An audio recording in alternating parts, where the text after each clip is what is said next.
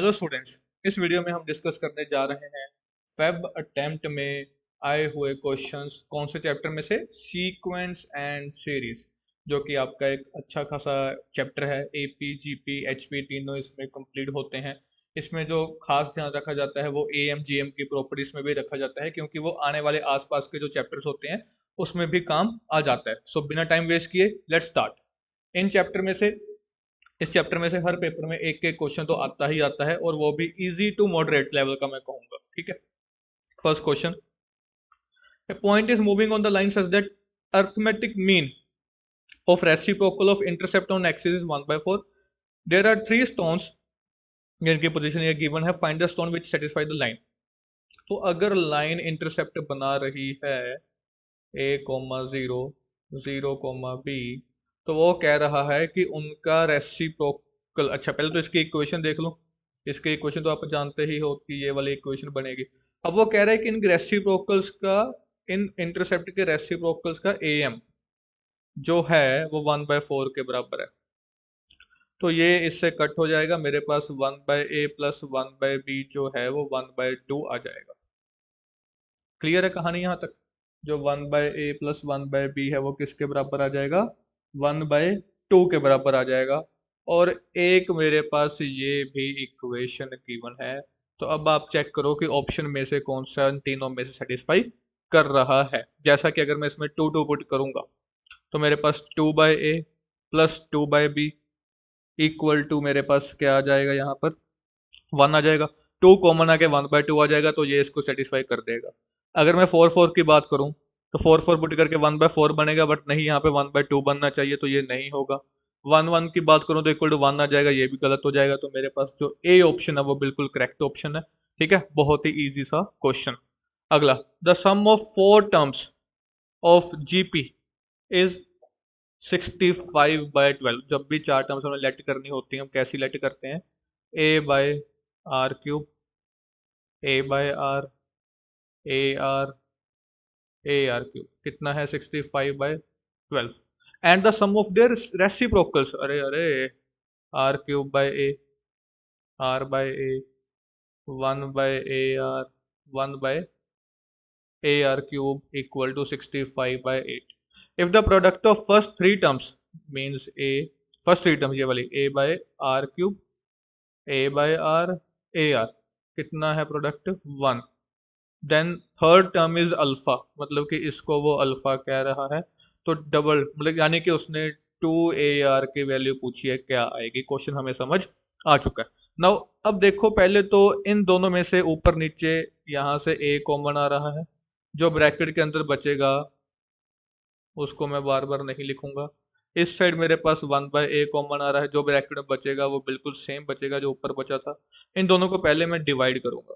जैसे ही मैं डिवाइड करूंगा इससे ये कट हो जाएगा, 65 65 चला जाएगा, ये 2 आ जाएगा, ये 3 आ जाएगा। ए ऊपर जाके ए स्क्वायर की वैल्यू 2/3 आ जाएगी।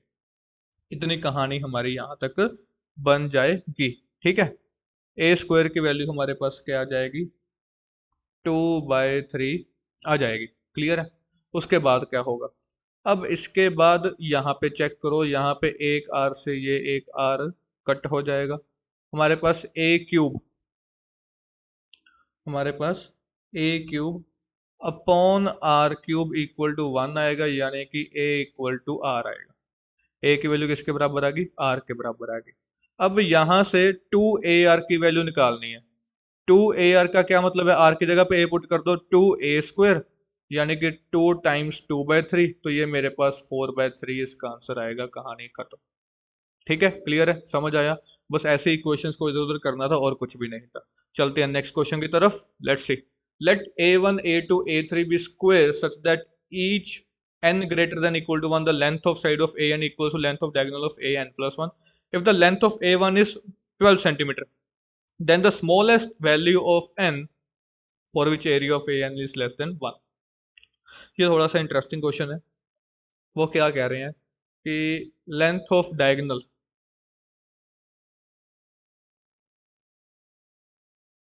अगर मैं an+1 की जगह पे a2 ले लूँ यहाँ पर, वो कह रहे हैं वो किसके बराबर होगा? वो होगा साइड ऑफ a1 के बराबर। ठीक है, और अगर मैं लेंथ ऑफ डायगोनल A2, अगर मैं इसकी साइड को x2 मान लूँ, तो लेंथ कितना हो जाएगा, √2x2 हो जाएगा। और इसकी साइड को हम x1 मान लेते हैं, जो 12 के बराबर है, वो बाद में देखेंगे। यहाँ से आपके पास ये एक रिलेशन बन रहा है, पहली बात तो। अगर मैं इसको और आगे लेके चलूँ, length of diagonal of A3, वो किसके बराबर आ जाएगा, साइड ऑफ A2। ये कैसा आएगा, √2x3 इक्वल टू x2। ऐसे सीन होगा, लेंथ ऑफ साइड AN, है ना, यही है ना, ठीक है। तो ऐसा हमारे पास सीन यहाँ पर बन रहा है, ठीक है। अब यहाँ पर अगर मैं यहाँ पर, है ना, क्योंकि हमें x1 गिवन है, अगर मैं यहाँ पर x2 की वैल्यू पुट करूँ तो मेरे पास ये बन जाएगा x1 equal to √2 times x3। ऐसा ही होगा, ऐसा ही होगा, है ना। ये हम कुछ इधर उधर कर लिया मुझे लगता है, एक बार दोबारा से चेक करो। हाँ हाँ हाँ हाँ, क्योंकि ना यहाँ पे 3 आना चाहिए, यहाँ पे 1 आना चाहिए मेरे हिसाब से, नहीं तो गड़बड़ हो जाएगी। Let's see, just give me A second. ये हमारे पास x2/x1 जो है वो 1/√2 बन रहा है, बिल्कुल सही बन रहा है, कोई परेशानी वाली बात नहीं है। तो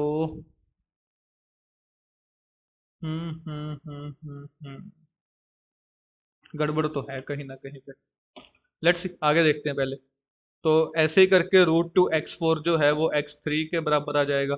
अगर मैं x3 की वैल्यू यहाँ पे पुट करूंगा तो x1 इक्वल टू √2 x4 की तरफ पहुंच जाएगा, है ना। तो smallest value of n for which area of an, for which area of an is less than, area of an is less than 1। तो अगर मैं ऐसे ही करके an तक पहुंच जाऊं, देखो अगर मैं 4 तक गया हूं तो 3 बार √2 आया, है ना। इसी को ही आगे देखते हैं, देखी जाएगी। अगर मैं n तक पहुंचना चाहूं तो ये जो √2 है, ये n-1 टाइम्स आएगा, और इस पर इधर क्या रहेगा, xn। तो एरिया क्या होगा, एरिया होगा xn का स्क्वायर, विच इज x1 का स्क्वायर अपॉन √2 की पावर n-1 का स्क्वायर। सही है। अब ये जो x1 है, जो x1 है वो आपको गिवन है 12, तो ये बन जाएगा 12 का स्क्वायर, है ना। ये आपको गिवन है 12, ये बन जाएगा 12 का स्क्वायर, ये बन जाएगा 2 की पावर n-1। ये चीज आपकी यहाँ पर बनेगी। और आपको ये कह रहे हैं स्मॉलेस्ट वैल्यू बताओ सच दैट जो ये है ये लेस देन 1 हो, तो ये इधर आ जाएगा। इसका मतलब ये है कि 2 की power n-1 is greater then 144। अब ये चेक करो ये किससे बड़ा है, ये 128 से बड़ा है। 128 का मतलब ये 2 की पावर 7 से बड़ा है ना। 2 की पावर 7 से बड़ा है, ऐसा ही है ये सीन। 2 की पावर 532, 664, 7 128, है ना। उसके बाद 256 आ जाएगा। तो मैं यहाँ पे ये कह सकता हूँ कि n-1 is greater than equal to 7। तो n is greater than equal to 8 आ जाएगा, यहाँ पे मेरा आंसर क्या आएगा, 8। आई होप आपको समझ आया होगा, थोड़ा सा ये इधर उधर घुमाने वाला क्वेश्चन था, है ना। नेक्स्ट क्वेश्चन की तरफ बढ़ते हैं। In an increasing geometric series, देखो ज्यादा जीपी की तरफ ही आए हैं, इंक्रीजिंग जीएम है। The sum of second and sixth term, second and sixth term is 25/2। Product of third and fifth term is 25। Then find the sum of fourth, sixth and eighth term. यहाँ से मुझे कुछ ना कुछ दिख रहा है। पहले तो ये AR³ का स्क्वायर है, तो इंक्रीजिंग है तो पॉजिटिव ही रखेंगे, अगर नेगेटिव आ गया तो फ्लक्चुएट करेगा। तो फोर्थ टर्म की वैल्यू तो हमारे पास 5 आ चुकी है, ठीक है।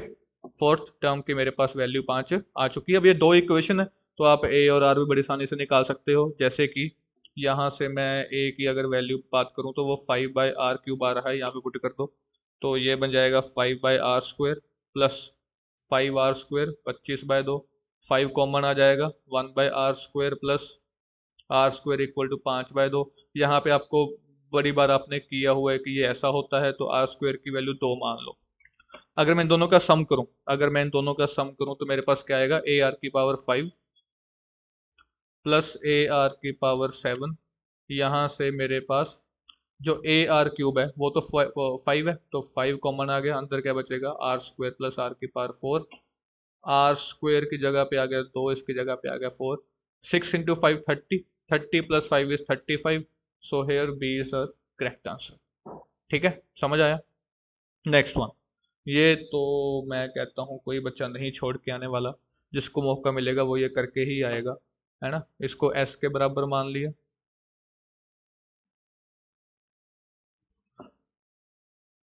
इनफाइनाइट की तरफ जा रही है, उसी को दोबारा लिखा एक टर्म खिसका के और 1/3 से मल्टीप्लाई करके, है ना। दोनों को कर दिया माइनस, तो यहाँ पे क्या आ गया, 2/3s। यहाँ पे आ गया 1 + 1/3 प्लस 5/3²। अगर मैं इसके बाद की बात करूं तो यहाँ पे आना था 12/3 का क्यूब, यहाँ पे आना था 7/3 का क्यूब, ये बन जाएगा 5/3 का क्यूब, एंड सो। ठीक है, तो 2/3s, पहली दो टर्म्स को कंबाइन कर लो, ये क्या बन गया 4/3, ये बनी इनफाइनाइट जीपी, a/1 - r। इसको सॉल्व करो, ये 3 - 1 2 हो जाएगा, 3 से 3 कट हो जाएगा, ये बन जाएगा 5/2, है ना। ऐसे कुछ बन रहा है क्या, नहीं ये 3 कट तो नहीं हो रहा, सही जा रहे हैं, कोई गड़बड़ तो नहीं कर रखी, देख लो एक बार। 2/3s इक्वल टू 4/3 प्लस 5/2 ही आ रहा है, तो इनका जो एलसीएम है वो 6 आ जाएगा, 8 + 15, ये बन जाएगा 30। हाँ हाँ हाँ हाँ हाँ, गड़बड़ की है, ए की वैल्यू 3² थी, तो यहाँ पे 6 आएगा। हाँ, यहाँ पे 8 + 5 ये 13 बनेगा, ये भी कट हो गया कैलकुलेशन मिस्टेक से, यार संभाल लेना इसको। तो एस की वैल्यू आ गई 13/4। ठीक है, ये हो गया। अगले पे चलें। If an A M and G M of pth and qth term of sequence, ये मुझे थोड़ा अच्छा क्वेश्चन लगा। Satisfy the this equation, okay. So पहले तो pth टर्म की अगर बात की जाए तो ये होगी a/r के पावर p-1, और अगर qth टर्म की बात की जाए तो वो होगी a/r q-1। अब वो कहते हैं ए एम जी एम इस इक्वेशन को सेटिस्फाई करते हैं। इस इक्वेशन की अगर मैं फैक्टराइज करूं तो मेरे पास आएगा 4x - 5 x - 1। तो x की एक वैल्यू आएगी 5/4 और एक आएगी 1। अब इनमें से एक ए एम है, एक जी एम है, बट हमें पता है कि A M is greater than equal to G M होता है, तो this one must be A M और this one must be G M. हमें जी एम से मतलब है क्योंकि इन दोनों का मल्टीप्लाई करके स्क्वायर रूट कर दो, या मल्टीप्लाई करके इसका स्क्वायर कर दो, एक ही बात है। मल्टीप्लाई करूंगा तो आएगा 256 -1/2 की पावर इक्वल टू 1। यह 256 इधर चला जाएगा, बस आंसर आपके सामने आने वाला है। इसको -1/2 की पावर 8 लिख सकता हूँ, तो p + q - 2 आ गया 8, p + q कितना आ गया 10। ठीक है बच्चों, so that's all for this session. इसमें हमने डिस्कस किए सीक्वेंस सीरीज में आए हुए क्वेश्चंस। मिलते हैं नेक्स्ट वीडियो में नए टॉपिक के साथ, तब तक थैंक यू, कीप प्रैक्टिसिंग।